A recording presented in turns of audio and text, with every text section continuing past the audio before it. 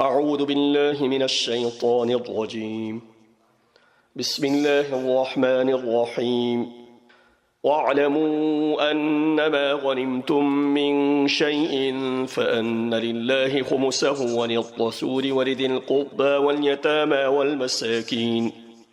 واليتامى والمساكين وابن السبيل إن كنتم آمنتم بالله وما أنزلنا على عبدنا يوم الفرقان يوم التقى الجمعان والله على كل شيء قدير. إذ أنتم بالعدوة الدنيا وهم بالعدوة القصوى والركب أسفل منكم ولو تواعدتم لاختلفتم في الميعاد ولكن ليقضي الله أمرا كان مفعولا ليهلك من هلك عن بينة ويحيى من حي عن بينة وإن الله لسميع عليم. إذ يريكهم الله في منامك قليلا ولو أراكهم كثيرا لفشلتم ولتنازعتم في الأمر ولكن الله سلم إنه عليم بذات الصدور. وإذ يريكموهم إذ التقيتم في أعينكم قليلا ويقللكم في أعينهم ليقضي الله أمرا كان مفعولا وإلى الله ترجع الأمور. يا أيها الذين آمنوا إذا لقيتم فئة فاثبتوا واذكروا الله كثيرا لعلكم تفلحون. وأطيعوا الله ورسوله ولا تنازعوا فتفشلوا وتذهب ريحكم واصبروا إن الله مع الصابرين. ولا تكونوا كالذين خرجوا من ديارهم بطرا ورئاء الناس ويصدون عن سبيل الله والله بما يعملون محيط. وإذ زين لهم الشيطان أعمالهم وقال لا غالب لكم اليوم من الناس وإني جار لكم فلما تراءت الفئتان نكص على عقبيه وقال إني بريء منكم إني أرى ما لا ترون إني أخاف الله والله شديد العقاب. إذ يقول المنافقون والذين في قلوبهم مرض غر هؤلاء دينهم ومن يتوكل على الله فإن الله عزيز حكيم. ولو ترى إذ يتوفى الذين كفروا الملائكة يضربون وجوههم وأدبارهم وذوقوا عذاب الحريق ذلك بما قدمت أيديكم وأن الله ليس بظلام للعبيد. كدأب آل فرعون والذين من قبلهم كفروا بآيات الله فأخذهم الله بذنوبهم إن الله قوي شديد العقاب. ذلك بأن الله لم يك مغيرا نعمة أنعمها على قوم حتى يغيروا ما بأنفسهم وأن الله سميع عليم. كدأب آل فرعون والذين من قبلهم كذبوا بآيات ربهم فأهلكناهم بذنوبهم وأغرقنا آل فرعون وكل كانوا ظالمين. إن شر الدواب عند الله الذين كفروا فهم لا يؤمنون الذين عاهدت منهم ثم ينقضون عهدهم في كل مرة وهم لا يتقون. فإما تثقفنهم في الحرب فشرد بهم من خلفهم لعلهم يذكرون. وإما تخافن من قوم خيانة فانبذ إليهم على سواء إن الله لا يحب الخائنين. ولا يحسبن الذين كفروا سبقوا إنهم لا يعجزون. وأعدوا لهم ما استطعتم من قوة ومن رباط الخيل ترهبون به عدو الله وعدوكم وآخرين من دونهم لا تعلمونهم الله يعلمهم وما تنفقوا من شيء في سبيل الله يوفى إليكم وأنتم لا تظلمون. وإن جنحوا للسلم فاجنح لها وتوكل على الله إنه هو السميع العليم.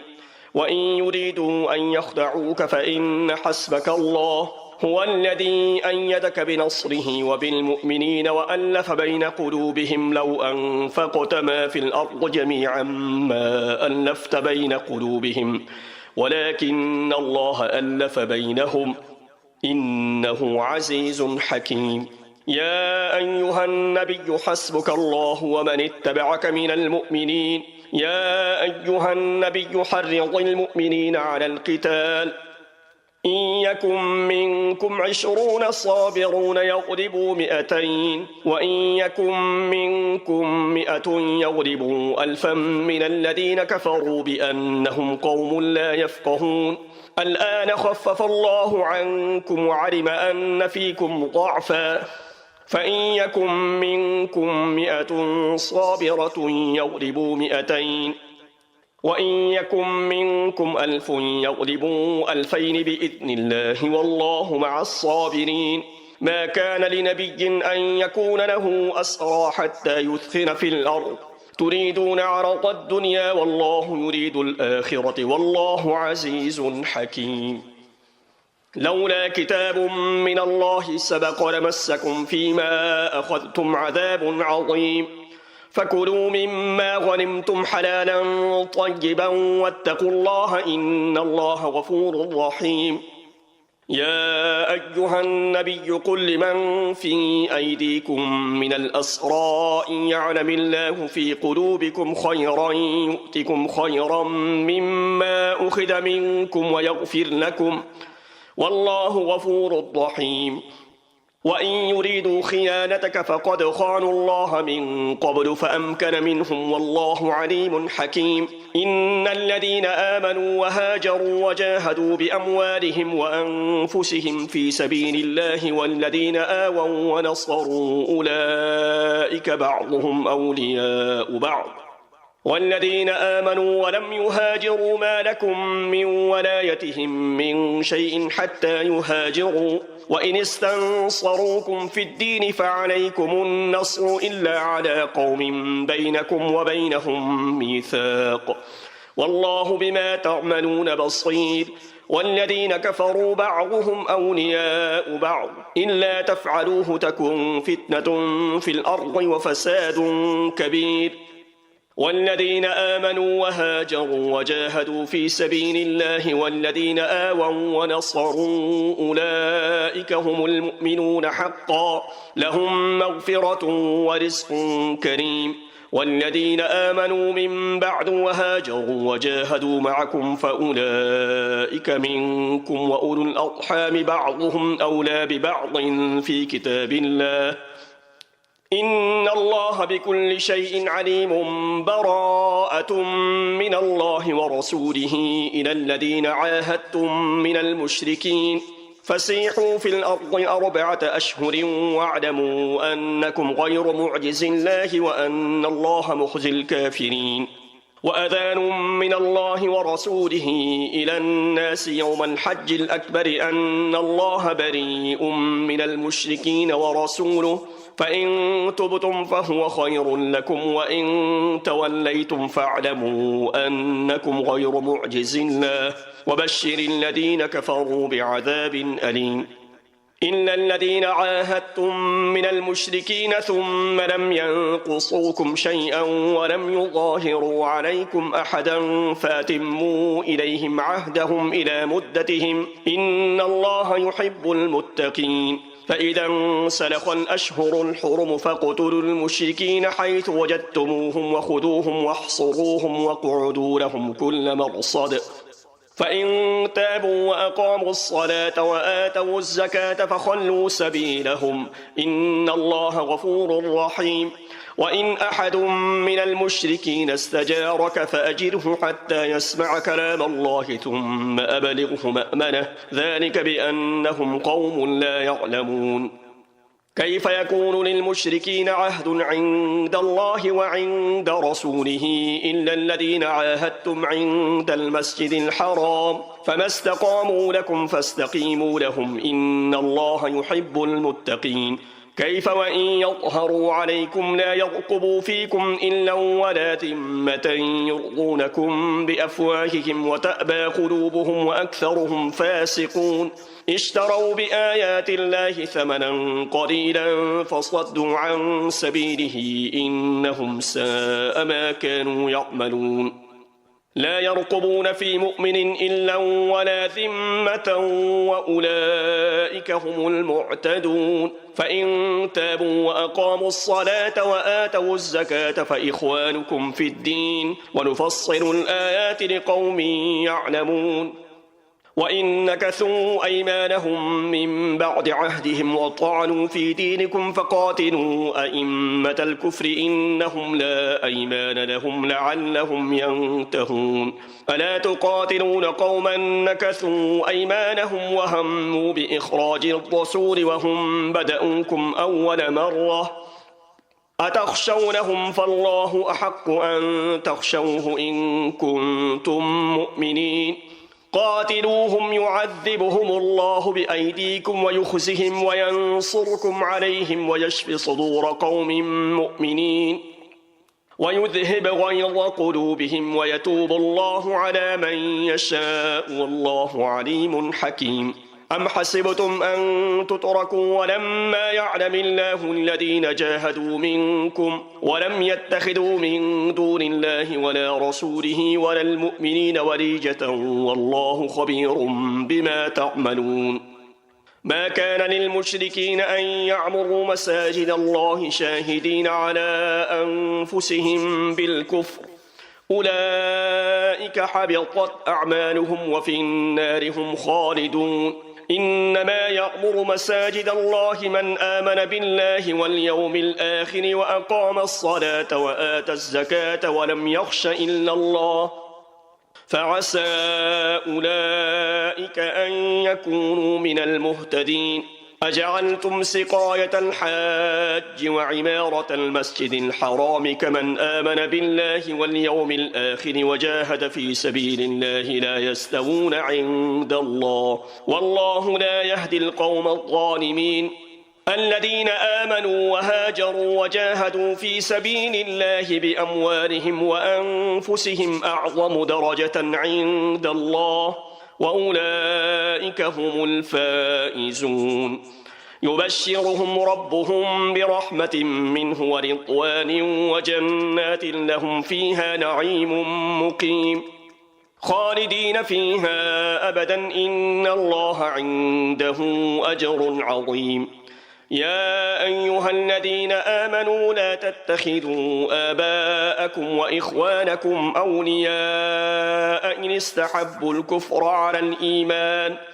ومن يتولهم منكم فأولئك هم الظالمون قل إن كان آباؤكم وأبناؤكم وإخوانكم وأزواجكم وعشيرتكم وأموال اقترفتموها وتجارة تخشون كسادها ومساكن ترضونها أحب إليكم من الله ورسوله وجهاد في سبيله فتربصوا حتى يأتي الله بأمره والله لا يهدي القوم الفاسقين لقد نصركم الله في مواطن كثيرة ويوم حنين إذ أعجبتكم كثرتكم فلم تغن عنكم شيئا وضاقت عليكم الأرض بما رحبت ثم وليتم مدبرين ثم أنزل الله سكينته على رسوله وعلى المؤمنين وأنزل جنودا لم تروها وعذب الذين كفروا وذلك جزاء الكافرين ثم يتوب الله من بعد ذلك على من يشاء والله غفور رحيم يا أيها الذين آمنوا إنما المشركون نجس فلا يقربوا المسجد الحرام بعد عامهم هذا وإن خفتم عيلة فسوف يغنيكم الله من فضله إن شاء إن الله عليم حكيم قاتلوا الذين لا يؤمنون بالله ولا باليوم الآخر ولا يحرمون ما حرم الله ورسوله ولا يدينون دين الحق من الذين أوتوا الكتاب حتى يعطوا الجزية عن يد وهم صاغرون. وقالت اليهود عزير ابن الله وقالت النصارى المسيح ابن الله، ذلك قولهم بأفواههم يضاهئون قول الذين كفروا من قبل قاتلهم الله أنى يؤفكون. اتخذوا أحبارهم ورهبانهم أربابا من دون الله والمسيح ابن مريم وما أمروا إلا ليعبدوا إلها واحدا لا إله إلا هو سبحانه عما يشركون. يريدون أن يطفئوا نور الله بأفواههم ويأبى الله إلا أن يتم نوره ولو كره الكافرون. هو الذي أرسل رسوله بالهدى ودين الحق ليظهره على الدين كله ولو كره المشركون. يا أيها الذين آمنوا إن كثيرا من الأحبار والرهبان ليأكلون أموال الناس بالباطل ويصدون عن سبيل الله، والذين يكنزون الذهب والفضة ولا ينفقونها في سبيل الله فبشرهم بعذاب أليم يوم يحمى عليها في نار جهنم فتكوى بها جباههم وجنوبهم وظهورهم هذا ما كنزتم لأنفسكم فذوقوا ما كنتم تكنزون. إن عدة الشهور عند الله 12 شهرا في كتاب الله يوم خلق السماوات والأرض منها 4 حرم ذلك الدين القيم فلا تظلموا فيهن أنفسكم وقاتلوا المشركين كافة كما يقاتلونكم كافة واعلموا أن الله مع المتقين. إنما النسيء زيادة في الكفر يضل به الذين كفروا يحلونه عاما ويحرمونه عاما ليواطئوا عدة ما حرم الله فيحلوا ما حرم الله زين لهم سوء أعمالهم والله لا يهدي القوم الكافرين. يا أيها الذين آمنوا ما لكم إذا قيل لكم انفروا في سبيل الله اثاقلتم إلى الأرض أرضيتم بالحياة الدنيا من الآخرة فما متاع الحياة الدنيا في الآخرة إلا قليل. إلا تنفروا يعذبكم عذابا أليما ويستبدل قوما غيركم ولا تضروه شيئا والله على كل شيء قدير. إلا تنصروه فقد نصره الله إذ أخرجه الذين كفروا ثاني اثنين إذ هما في الغار إذ يقول لصاحبه لا تحزن إن الله معنا فأنزل الله سكينته عليه وأيده بجنود لم تروها وجعل كلمة الذين كفروا السفلى وكلمة الله هي العليا والله عزيز حكيم. انفروا خفافا وثقالا وجاهدوا بأموالكم وأنفسكم في سبيل الله ذلكم خير لكم إن كنتم تعلمون. لو كان عرضا قريبا وسفرا قاصدا لاتبعوك ولكن بعدت عليهم الشقة وسيحلفون بالله لو استطعنا لخرجنا معكم يهلكون أنفسهم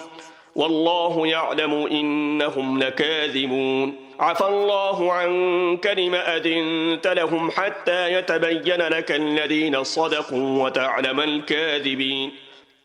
لا يستأذنك الذين يؤمنون بالله واليوم الآخر أن يجاهدوا بأموالهم وأنفسهم والله عليم بالمتقين. إنما يستأذنك الذين لا يؤمنون بالله واليوم الآخر وارتابت قلوبهم فهم في ريبهم يترددون. ولو أرادوا الخروج لأعدوا له عدة ولكن كره الله بعاثهم فثبطهم وقيل اقعدوا مع القاعدين. لو خرجوا فيكم ما زادوكم إلا خبالا ولأوضعوا خلالكم يبغونكم الفتنة وفيكم سماعون لهم والله عليم بالظالمين لقد ابتغوا الفتنة من قبل وقلبوا لك الأمور حتى جاء الحق وظهر أمر الله وهم كارهون ومنهم من يقول ائذن لي ولا تفتني ألا في الفتنة سقطوا وإن جهنم لمحيطة بالكافرين إن تصبك حسنة تسؤهم وإن تصبك مصيبة يقولوا قد أخذنا أمرنا من قبل ويتولوا وهم فرحون قل لن يصيبنا إلا ما كتب الله لنا هو مولانا وعلى الله فليتوكل المؤمنون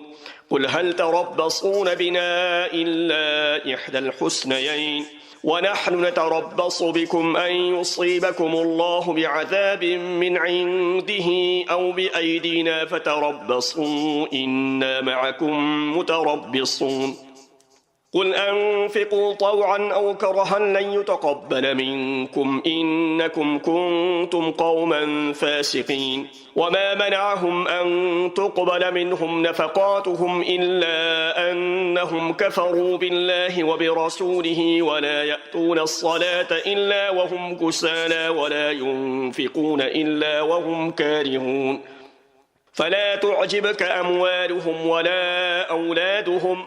إنما يريد الله ليعذبهم بها في الحياة الدنيا وتزهق أنفسهم وهم كافرون ويحلفون بالله إنهم لمنكم وما هم منكم ولكنهم قوم يفرقون لو يجدون ملجأ أو مغارات أو مدخلا لولوا إليه وهم يجمحون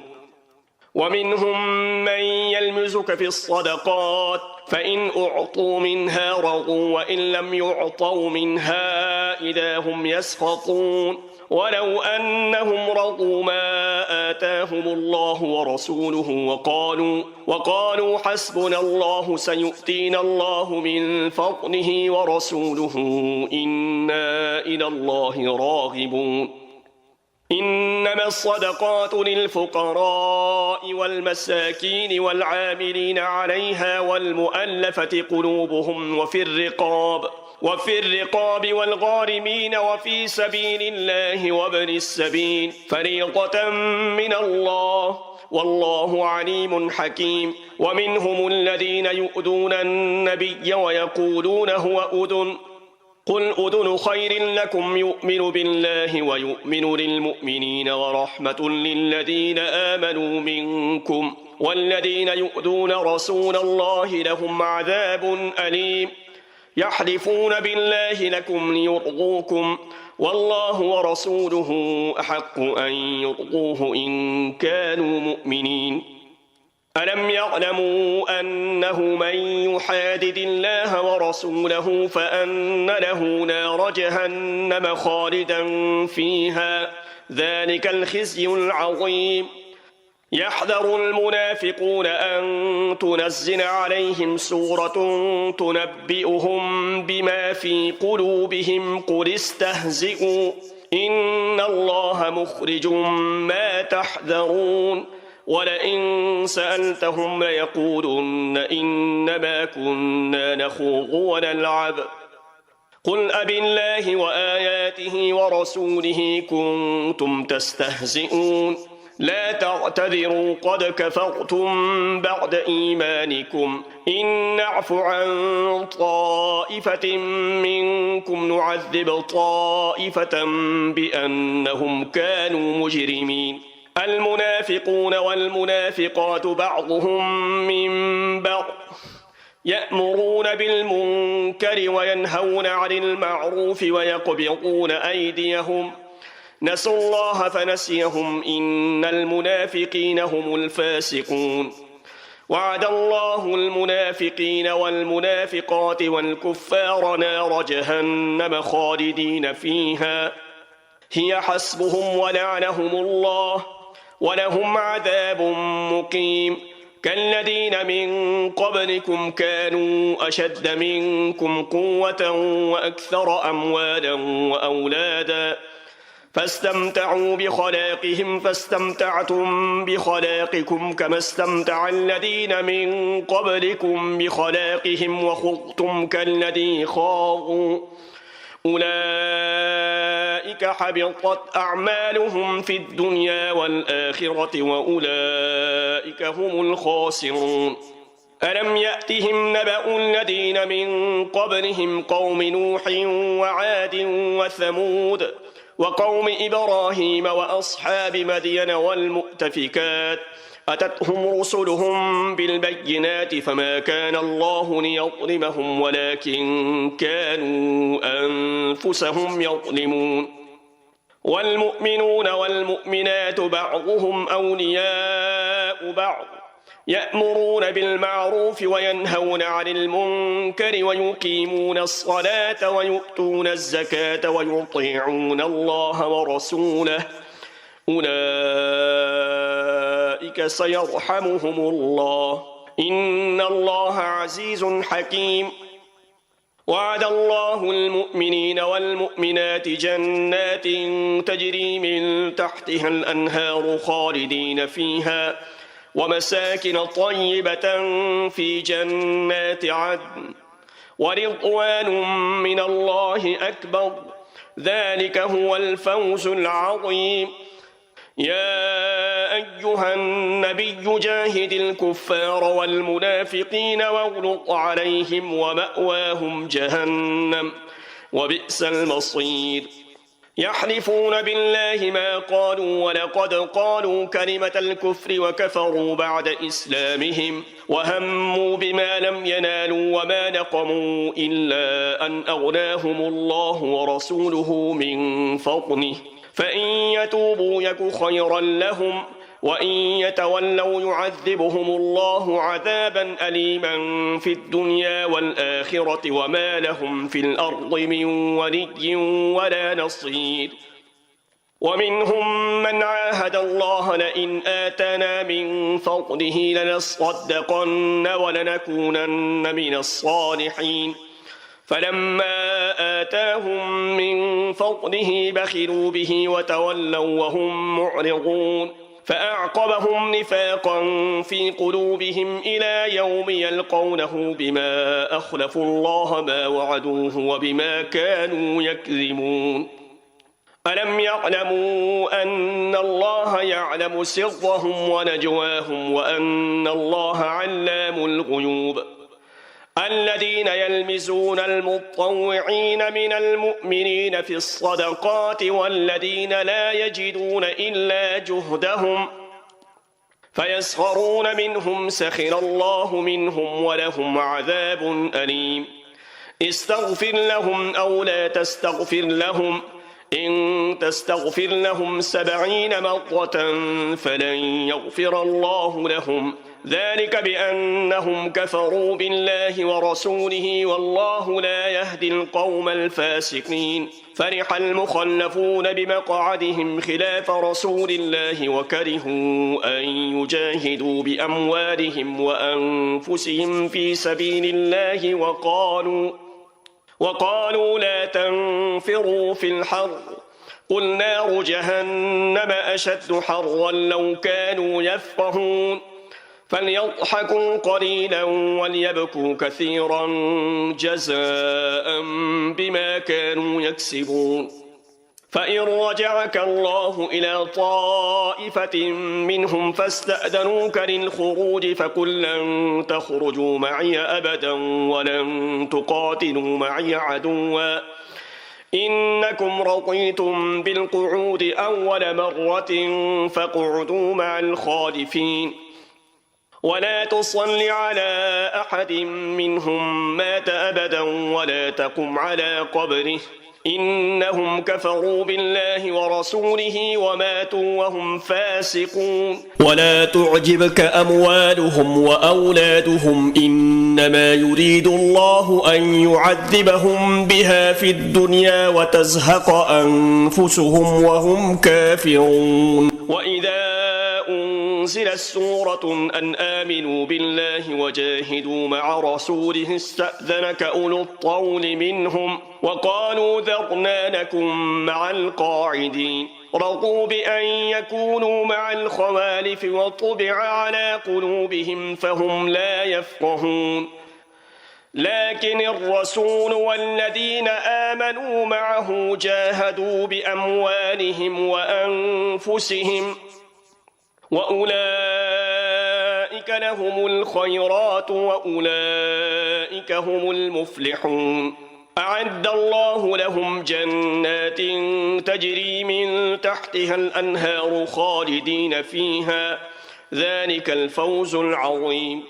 وجاء المعذرون من الأعراب ليؤذن لهم وقعد الذين كذبوا الله ورسوله سيصيب الذين كفروا منهم عذاب أليم ليس على الضعفاء ولا على المرضى ولا على الذين لا يجدون ما ينفقون حرج إذا نصحوا لله ورسوله ما على المحسنين من سبيل والله غفور رحيم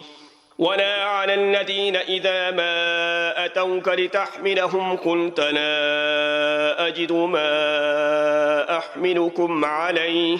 تولوا وأعينهم تفيض من الدمع حزنا ألا يجدوا ما ينفقون إنما السبيل على الذين يستأذنونك وهم أغنياء رضوا بأن يكونوا مع الخوالف وطبع الله على قلوبهم فهم لا يعلمون صدق الله العظيم.